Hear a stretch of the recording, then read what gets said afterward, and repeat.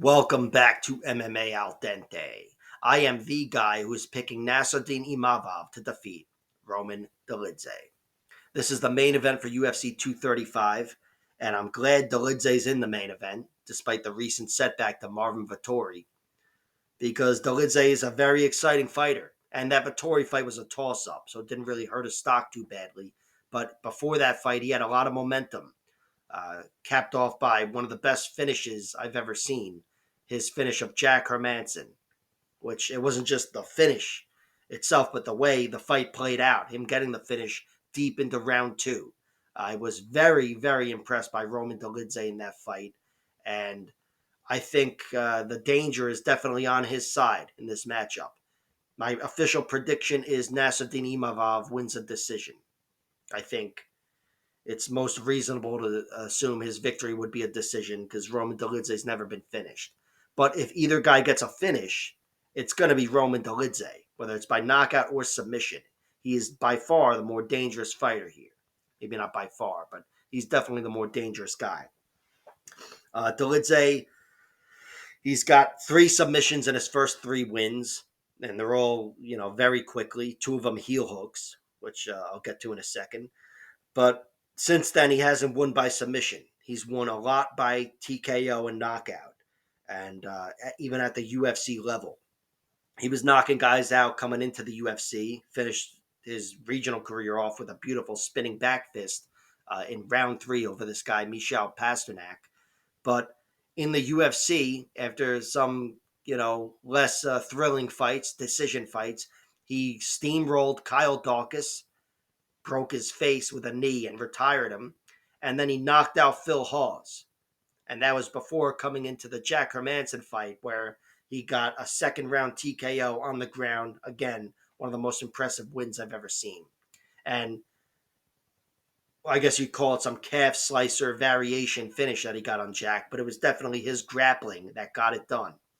And against Phil Hawes, when he knocked him out, he had tweaked his leg with a heel hook not long before that. That was all inside of round one. At the very end of round one, which is Phil Hawes' nightmare, he got knocked out. And Dolidze, he's his big concern. My big concern about Dolidze would be his cardio. And it's not a huge concern because, again, since I've had these doubts about his cardio, he had that performance against Jack and also the fight against Vettori, where even if you scored round three for Vettori, you couldn't say Dolidze wasn't in it. He just wasn't half as good as he was in round one, I guess, but he still didn't fade in that fight. But the cardio doubt comes from the Trevin Giles fight, where that's his other loss, another toss-up decision. I mean, this guy could easily be undefeated. But in that fight, he made some tactical errors, holding onto a heel hook or a leg lock and letting himself get pounded. That definitely took something from him. And overall, he was fading down the stretch. I mean, it was a sloppy mess of a fight, but Roman Dolidze faded. And in the end, I scored round two and three for Trevin Giles, as did the judges, and he got the nod. Also against Lariano Staropoli, he looked to have that was a desperate, shitty fight. One of the shittiest fights ever, neutralizing him, just hugging him for 15 minutes. But in the end, he seemed to be the one running out of gas, and Staropoli was the one dictating things. And Dolidze looked flustered and waiting for the bell. So even though they've been somewhat alleviated, I have and had certainly concerns about his cardio. And now coming into a 5 round fight against Nassourdine Imavov, those questions definitely need to be answered here. Unless, of course, he finishes them in the first 2 rounds. Then I guess he doesn't need to answer shit. But Nassourdine Imavov, he's really tough to finish. He's been finished once in his 16 fights, and it was in his debut. And it's a fight he should have lost to a guy who had good grappling, 7-2 record, I think, 9 fights at the time he fought Imavov, and he just took him down, jumped into a mounted guillotine, and that was it. It looked like inexperience. That's what it looked like. And since then, he hasn't been finished, but he's been beaten 3 times. Twice in the UFC, which I'll get to, and then this other fight to this guy, Michał Michalski or something, this Polish fighter who I think has or maybe retired with an 11-5 record. I didn't see the fight, but I saw highlights of it. It looked to be competitive. Imavov looked good on the feet, but in general, I would assume the grappling was the difference because he was taken down a few times. And then in the UFC, he lost to Phil Hawes and Sean Strickland. Hawes, if he had an iron chin, or if he doesn't get knocked out, he's a beast of a fighter, or he was anyway. I don't know if he's still active or not after that most recent loss. But Phil Hawes neutralized uh, Imavov in a way that Roman Dolidze was doing to Lariano Staropoli. Phil Hawes is a beast of a wrestler, and he was all over Imavov. But Imavov survived. He was down 2 rounds, and in round 3, he gave Phil Hawes hell. He gave him hell, couldn't put him away, which I don't think would be the case if they were in that spot today or any time in the last 2 years or whatever. But he outworked him, beat him up very well, and secured a 10-8 round on just one judge's scorecard, which made the fight a majority decision.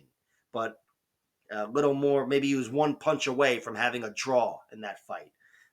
Either way, it was a good third round effort and it bodes well for his cardio, but he still lost.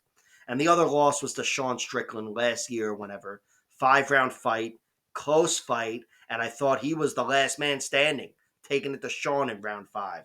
Really showed excellent cardio there against a cardio machine in Sean Strickland. I also thought he won round 2 as well, but he definitely lost the fight. That combined with some late finishes for Imavov, getting finishes in the middle of the fight against Ian Heinisch and Edmund Shabazian. And the way he was looking against Chris Curtis the last time, in addition to the takedowns he landed against Curtis, which were arguably the most impressive part of that performance. I'm definitely taking Imavov to win. I think Imavov in general, is in better shape than Roman Dolidze. I think he's less dangerous but healthy, which could take away a lot of the danger, obviously. And I think Imavov is the better workhorse. I think he's got cleaner striking, and at some point, I think the fight's going to turn, and he's going to be the one with that forward pressure taking it to Roman Dolidze. Can't count on him to get a finish because, again, Roman Dolidze hasn't been finished yet. But I can count on him to outpoint Dolidze down the stretch. So I like Nassourdine Imavov to win this fight. I think he gets it done. I'm not totally faithful in that pick, but it's definitely my pick. I think there's more to trust in Imavov down the stretch, and I also think his durability is going to take away a lot of that danger from Roman Dolidze. Nassourdine Imavov by decision is the pick. I don't love the bets. I'll wait till the props. Maybe I can play the Roman Dolidze finish versus the Imavov decision. But yeah, Imavov's the pick. Like, share, subscribe, all that horse shit, and check out my other videos.